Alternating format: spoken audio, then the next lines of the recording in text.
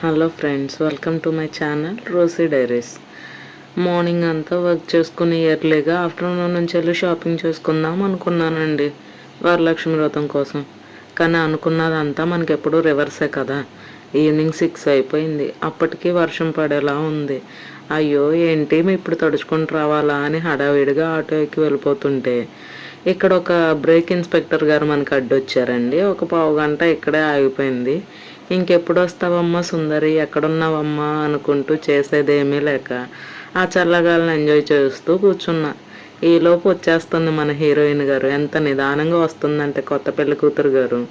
నిజంగానే కొత్త పెళ్లి కూతురు అనుకుంటాండో.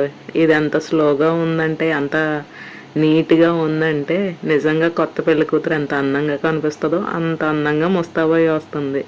మరి ఎప్పుడు వచ్చిద్దో ఏంటంటో. నేను ఎప్పుడు ట్రైన్ జర్నీ చేసినా ఇలా ఒక్కటి కూడా ఖాళీ లేకుండా లేదు. ఎప్పుడు హడావిడిగా తోసుకుంటూ ఎక్కాల్సి వస్తుంది. ఇంకా సీట్ల కోసం అయితే కర్చీఫ్స్ వేసుకుని మరీ ఆపాలి. చూడండి, మనం ఎంత టెన్షన్గా అది ఎప్పుడు వెళ్ళిద్దామని చూస్తుంటే అది ఎంత నత్తనడకలో వెళ్తుందో. ఈ గాలికేమో ఆ గడ్డి గారు చాలా వయ్యారంగా ఊగుతున్నారు. వెళ్ళమ్మా మహారాణి, ఈలోపు పక్కన ఇంకా ఏమీ రాకుండా నీ ఫ్రెండ్స్కి పక్కన చూపమ్మా అనుకుంటూ ఉండంగానే అలాగే వెళ్ళిపోతూ ఉన్నాయి. నువ్వు కొంచెం అది వెళ్ళంగానే తీయ్యా అని అక్కడ గేట్ మ్యాన్ అన్నయ్యని అడుగుతూ, మన ఆటో అన్నయ్యని కూడా కొంచెం స్పీడ్గా వెళ్ళిపోమని అడుగుతూ ఉన్నాం. ఈలోపు మన గోలు తట్టుకోలేక ఆ గేట్ వాచ్మెన్ అన్నయ్య కూడా గబు గబు తీసాడు. గేట్ మ్యాన్ అన్నయ్య కూడా, ఈ ఆటో అన్నయ్య కూడా రైమంటూ ఫోన్ ఇచ్చేస్తానమ్మా, ఇంకా నువ్వు సైలెంట్ ఆగమ్మా, నీ ఫోన్ నువ్వు చూసుకో అని చెప్పేశాడండి.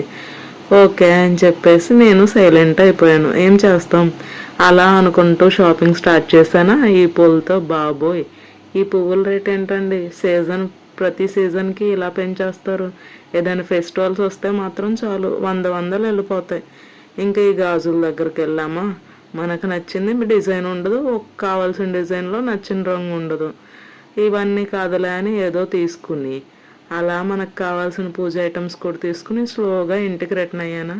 చూడండి, అప్పటికే ఎంత చీకటి అయిపోయిందో. 8:30 అయిపోయింది. ఈ టైంలో శుభ్రంగా తినేసి పడుకుందాం అనుకున్నా, రేపు చక్కగా రెడీ అవచ్చని. కానీ ఏం లాభం, ఇప్పటికే ఎలా అయిపోయింది.